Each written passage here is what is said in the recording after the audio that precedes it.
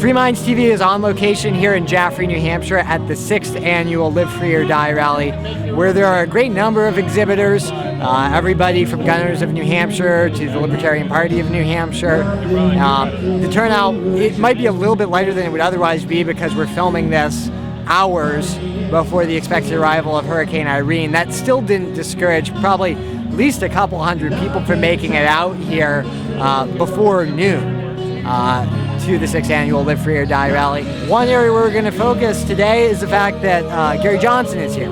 So he's going to be somebody we want to speak to because he's largely been ignored by the mainstream media. Last year we covered the Ron Paul campaign to a great extent, and we are covering it this time around because at Free Minds TV we do like Ron Paul, but Garry Johnson has gotten virtually no press coverage despite the fact that he was governor of New Mexico. He actually has a track record of reducing the size of government. That's something that's very uncommon among any candidate for political office. Either the people who would carry through with their plans to reduce the size of government, or the people who say they would and have a great deal of experience doing exactly the opposite. Garry Johnson is kind of an unusual candidate in that he's somebody calling for a drastic reduction in the size and scope of government in general, but especially the federal government, calling for a reduction nearly by half of the size of the federal government.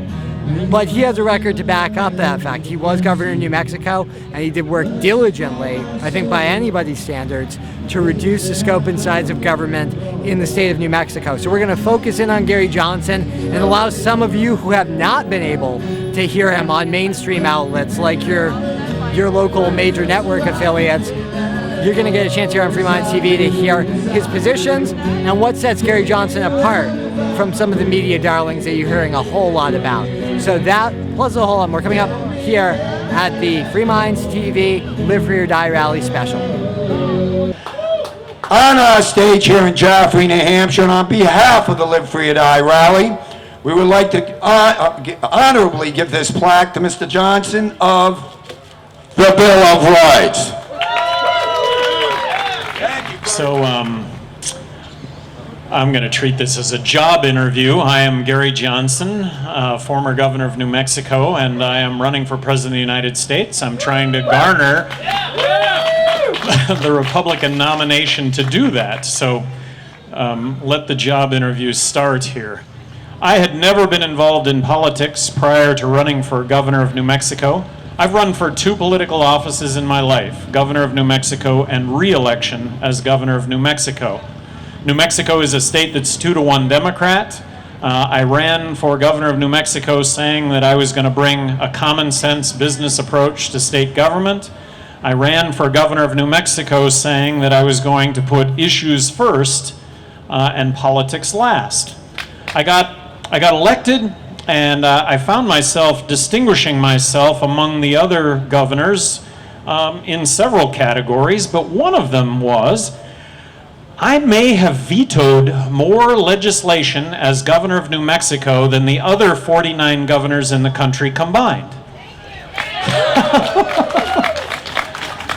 I vetoed 750 bills while I was governor of New Mexico. I had thousands of line item vetoes as governor of New Mexico. Only 2 were overridden, so it made a difference when it came to billions of dollars worth of spending. And it came to make a difference when it came to laws that the legislature passed that, in my opinion, they shouldn't have been passing. That it was laws that were going to adversely affect your and my lives, and that we as individuals should be making those decisions, not government. I was an equal opportunity vetoer as governor of New Mexico. A third of the legislature was Republican. A third of the bills I vetoed were Republican bills because Republicans seem to grow government just like Democrats, only they did it in a good way, and I'm saying that very tongue-in-cheek. I don't believe that government should be bigger. I believe that government should be smaller, and when it comes to government, I think that government should empower you and I as individuals to make the choices that only you and I should make as individuals. I think that we are on the verge of a monetary collapse in this country. And it's very simply due to the fact that there's no repaying $14 trillion in debt, given the fact that we're due to increase that debt by $9 trillion over the next 8 years. So there are two things that need to happen when it comes to the economy. The first thing is balance the federal budget. Well, balancing the federal budget, that means cutting government expenditures by 43%. I'm going to argue that if we don't balance the federal budget, that if we don't cut the federal government by 43%, we're going to be left with nothing. This monetary collapse, what is it? Well, what it is that there will be no appetite for government debt. There's no appetite right now. Over the last 1 year, the Federal Reserve has printed money to cover up to 70% of the treasuries that we've bought. When the monetary collapse comes, it's when the federal government is printing money to buy up all government debt. And it isn't just new government debt, it's the rollover of existing debt. That's the monetary collapse, and it's going to happen. It's written. The only way we avoid this is to balance the federal budget. What happens in a monetary collapse? The Weimar Republic in the mid-20s, 120,000 Weinmarks bought a bungalow in Berlin. A year later, 120,000 Weinmarks bought a loaf of bread. That's what happens in a monetary collapse. It's when the money that you and I have saved up and worked really hard all our lives to put in the bank or put away isn't worth a thing.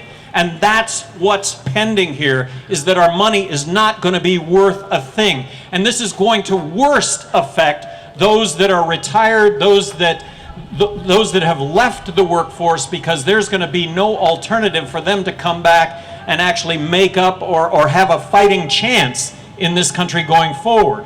Russia is the recent country to really suffer from a monetary collapse, and they have yet to recover from that. And it's been a grim story now. We're going on the third decade here for Russia.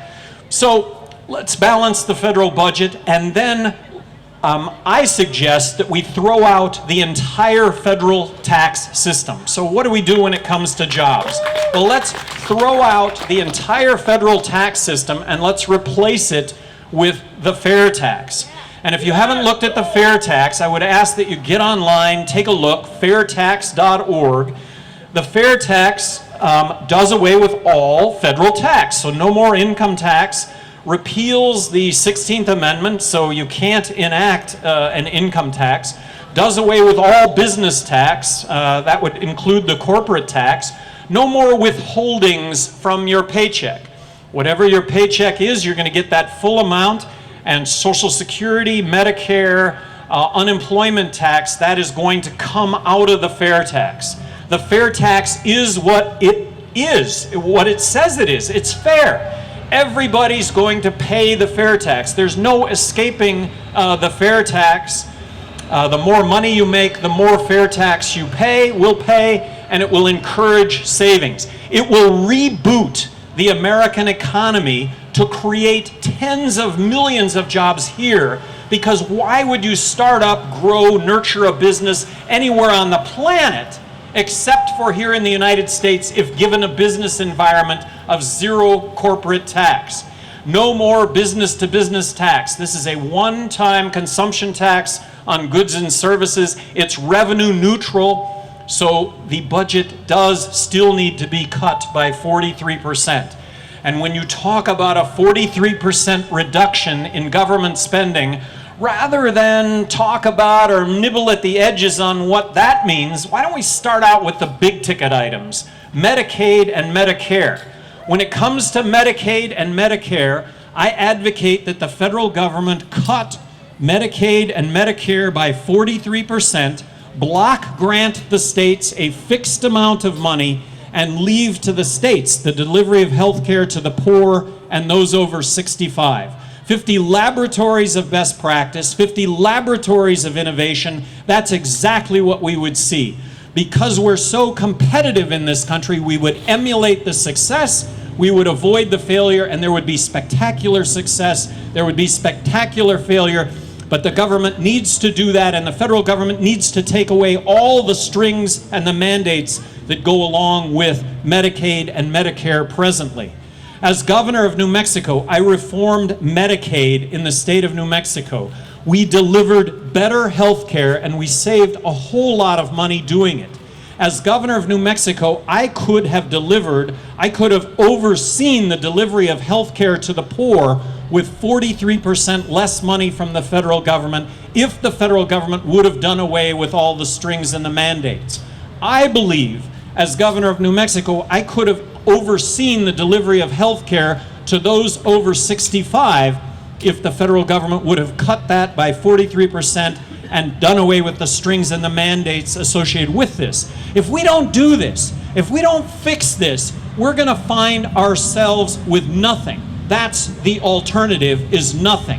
The alternative is that the money that we have doesn't buy a single thing. Let's talk about the big ticket items, Medicaid, Medicare, and let's talk about military spending. Can we provide a strong national defense for this country and cut military spending by 43%? Absolutely. And the operative word here is defense as opposed to offense, as opposed to nation building. Let's get out of Iraq and Afghanistan tomorrow.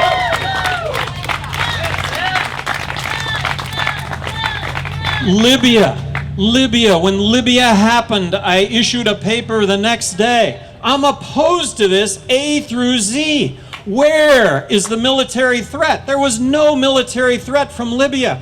Where was the congressional authorization to go into Libya? Where in our Constitution does it say that because we don't like a foreign leader, we should go in and topple that foreign leader? It's not there. Haven't we injected ourselves in a civil war in Libya that 5 other countries right now in the Middle East qualify for that same intervention? Let's get out of Libya. And of course, very highly publicized, the rebels may have toppled Gaddafi. What does that mean? Who are the rebels, and why do I know that we're going to be sending aid and money to the new rebel regime that 15 or 20 years from now, who's to say what that's all about? And in my lifetime, when we pick winners and losers when it comes to foreign governments, at best, at absolute best, that is a mixed bag when it comes to results. Education, free markets. I was more outspoken than any governor in the country, believing that when it came to education K through 12, that the best thing that the government could do would be to provide competition to public education. So I was more outspoken than any governor regarding school choice, school vouchers, believing that would have brought about competition to public education. Give education back to the states. 50 laboratories of innovation, 50 laboratories of best practice, and that's exactly what we would see. We would see spectacular success that would get emulated. We'd see failure that would go out of our way to avoid. Immigration right now, I think, is a really a hot button issue of the day. First and foremost, when it comes to immigration, we have issues in this country regarding welfare. Are Mexicans coming across the border and taking entry-level jobs from Americans? Absolutely not, because you and I as Americans can sit at home and collect a welfare check that's just a little bit less money or the same amount of money for doing nothing. So welfare needs to get reformed where if you can work, you will work. And by the way, I reformed welfare in New Mexico. If you could work, you would work. All the help wanted signs in New Mexico went down. When I implemented my welfare program administratively, I was immediately sued because I was sued that I didn't have the administrative power to do that, that needed to be legislated. I'll tell you, all the help wanted signs went down, working terrifically. After about 4 weeks, the Supreme Court ruled that what I did was unconstitutional. All the help wanted signs went back up, and the legislature never did pass the legislation codifying the whole notion of if you could work, you will work. Immigration. Building a fence across 2,000 miles of border, putting the National Guard arm in arm across 2,000 miles of border, in my opinion, would be a whole lot of money wasted. have no benefit whatsoever. I think we should make it as easy as possible for someone that wants to come into this country and work to get a work visa. Not citizenship, not a green card, but a work visa. And a work visa would entail a background check and a social security card so that applicable taxes would get paid. And if we enact the fair tax, no immigrant, legal, illegal, is going to avoid paying the fair tax. It will get paid. There are 11 million illegal immigrants in this country right now. I think we need to recognize the main reason why they're here illegally. You can't get a work visa and come into the United States and work.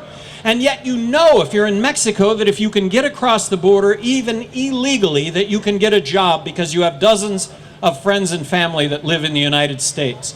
So set up a grace period where we can document these 11 million undocumented workers, where we can have a background check.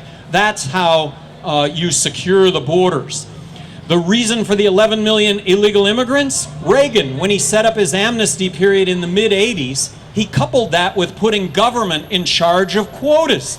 What makes us think government can do anything efficiently, much less matching up business with labor that wants to come in? Well, that was a complete breakdown from day one, and that's why we have 11 million illegal immigrants in this country. And then once you pass laws that are easy to conform with, then let's enforce the law. If you're in this country working illegally and we've made it easy to get a work visa, you'll be arrested, you'll be deported, and you won't come back and work in this country again. And then don't for a second discount the problems on the border with what is happening regarding drugs and illegal drugs. This is prohibition of drugs that is causing the violence and the disruption on the border. Since 1999, I have advocated legalizing marijuana. Legalize marijuana, control it, regulate it. The fair tax, implement the fair tax, everything gets subject to the fair tax, but regulate it, control it. It's never going to be legal to smoke pot, become impaired, get behind the wheel of a car, or do harm to others like alcohol. It's never going to be legal for kids to smoke pot or buy pot like alcohol. And under which situation is it going to be easier for kids to smoke pot and buy pot? The situation that exists today where pot is available everywhere and the person that sells pot also sells harder drugs, or a situation where you have to produce an ID in a controlled environment like alcohol to buy pot. I think you could make the case for the latter. 28,000 deaths south of the border over the last 4 years. If we can't connect the dots between prohibition and violence, I don't know if we ever will be able to. These are disputes that are being played out with guns rather than the courts. About 4 times a week right now, I subject myself to the Constitution-free zone, to the Constitution-free zones that exist throughout the country, which are the public airports. I would have never established the Department of Homeland Security. It's unbelievably duplicative. I would have never established TSA. I would have left TSA to the airlines or the airports. And I dare say that security today would be less intrusive and as safe. Right after 9/11, we beefed up the cockpit doors. We prevented, arguably, airplanes from ever being used as missiles again. And more important than that is that we as passengers, we don't sit by for 1 second to watch bad behavior on an airplane.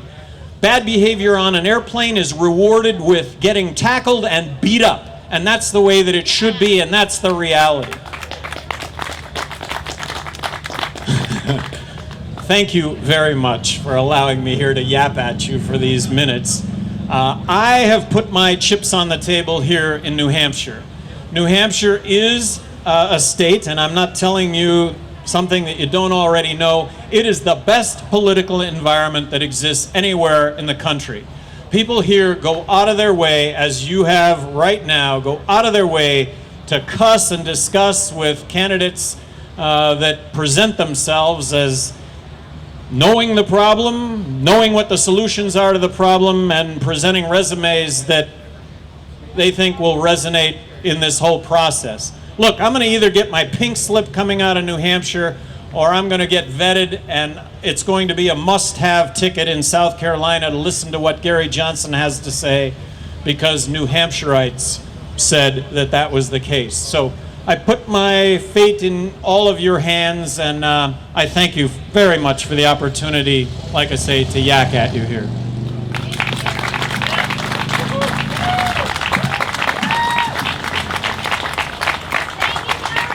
TV is here with presidential candidate Garry Johnson. And Garry, you've been, I think, in the state, the last 8 days in New Hampshire? Yeah. So going on 9 days tomorrow. It looks like I'm going to stay an extra day because of the hurricane. So we're wondering how that's going to work out as well. How has the campaign been going, though, over the last several days? I wouldn't be here if it weren't going well. I mean, as a human being, as an individual, you have to determine whether or not what you're saying is actually being listened to and maybe received favorably. And it sets me apart. Every single candidate is going to say that they're the exception. I'm no exception to that. I'm going to say I'm the exception. So I'm going to say that, number one, I think probably all the candidates are going to identify the issues pretty correctly. Okay, so you've identified the issues. What's the prescription? I mean, what do we need to do? I think I get really specific when it comes to that, perhaps more specific than any other single candidate. And then, okay, so you've identified the issues, you've identified how you're going to fix those problems. All right, what about your resume suggests that you'll actually go about doing this? I'm going to suggest to you that there is nothing in my resume to suggest that I'm not going to go fervently after everything that I'm talking about. Right, and you're talking largely about reducing government spending dramatically. Isn't your proposal to eliminate all deficits, to run a balanced budget immediately? Yeah, so when you talked about the three things, well, the three things is, here's the threat. The threat is, and it goes beyond threat, I think it's going to happen. I think we're going to experience a monetary collapse in this country. The only way we avoid that is to stop printing money. The only way we stop printing money is to balance the federal budget. So that's a 43% reduction in government spending. I talk about the specifics on how we do that. So starting off with Medicaid, Medicare, and military spending. And then when it comes to jobs, when it comes to creating jobs, I propose to throw out the entire federal tax system and replace it with the fair tax. For those that would be watching this, get online, fairtax.org. This has been a proposal that's been around for a long time. We're going to scrap the entire federal tax system. We're going to replace it with the fair tax. The fair tax is what it says it is. It's fair. It simplifies the taxes. It's fair. Everybody's going to pay. Does away with all existing tax. Among doing away with all existing tax, it does away with the corporate income tax. So why would you start up, grow, nurture a business anywhere other than the United States, given that business environment? I suggest to you we enact the fair tax, and tens of millions of jobs will be created in this country, because this will be the choice. This will be the first, middle, and last choice. So much talk is given to how do we repatriate corporate dollars that are overseas. Well, this is going to do all of that. And those are certainly proposals that I think are more likely to get us out of the situation we're in than what most other candidates are proposing right now. And you mentioned your record as part of that, but specifically, you were the governor of New Mexico, for those who don't know. And your record was pretty impressive, because there are very few people who actually seek office saying they're going to reduce the size of government and actually do that. Because when most people talk about reducing the size of government, they mean making cuts to proposed increases in spending. You actually made real reductions in the state of New Mexico. Well, I cut the rate of growth of government in half in New Mexico, and that was the historic growth rate forever. I always maintained that I could have cut state government by a third and that no one would have noticed the difference, but I wasn't the dictator. I was one of three branches of government, And in that context, and I appreciate three branches of government. I appreciate the balance of power. In that context, I think I was really wildly successful.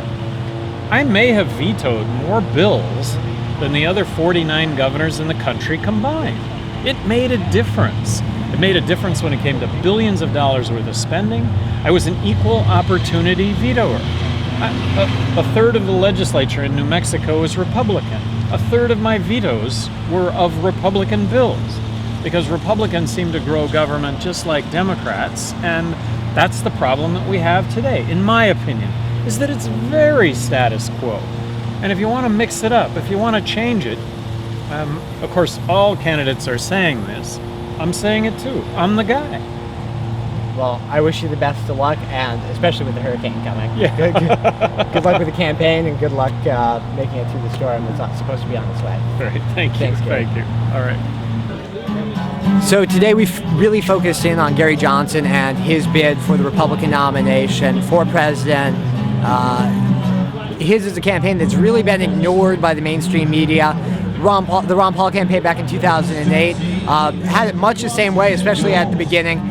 Ron Paul ended up getting a bit more coverage toward the end that time around, and his ideas got out there. People liked them so much that it was difficult for the media to ignore him this time around. So Garry Johnson has had a hard time breaking into debates. He was basically shut out at a very early stage, and he's still trying to break in. Maybe you'll see some more coverage of him by the mainstream if he does manage to get into a debate or something like that. But for right now, the alternative press, outlets like Free Minds TV, are really the only place you're hearing about Garry Johnson. We decided to focus in on his campaign out of all the events taking place here at the 6th annual Live Free or Die rally, because we feel like he's a significant candidate. He's got really interesting ideas and a slightly different take on the positions of freedom than, say, Ron Paul does. Ron Paul, a lot more familiar to many of our viewers and to many people out there in general now. Garry Johnson is still something of an unknown quantity. We wanted to change that, but there was a lot going on here. People of a number of different viewpoints, not just libertarians, not just libertarian-leaning Republicans, a wide range of organizations and individuals with a number of different viewpoints showed up here at the 6th annual Live Free or Die rally. And if you're somebody who lives in the Keene area especially, or any of our viewers in New England, and there are a lot of you, come show up. I mean, as you can hear in the background, there are bands, there are exhibitor tables, political organizations and political candidates make a showing. I saw the Libertarian Party here. I guess Charlie Bass, not part of the events here at the Live Free or Die rally, but he had an event going on just down the street. Apparently, Garry Johnson went to meet with him. So there's a lot going on here, regardless of whether you're an anarchist, a libertarian, a Republican, or just somebody who wants to come out and enjoy a pretty interesting festival. So if you're somebody who's interested in the ideas of freedom and liberty, whether you agree with us on all the issues or not, show up next year at the 7th annual Live Free or Die rally, which will be held in lovely Jaffrey, New Hampshire. That's going to be it for our Live Free or Die rally / Garry Johnson special. I hope you'll catch us next time on Free Minds TV.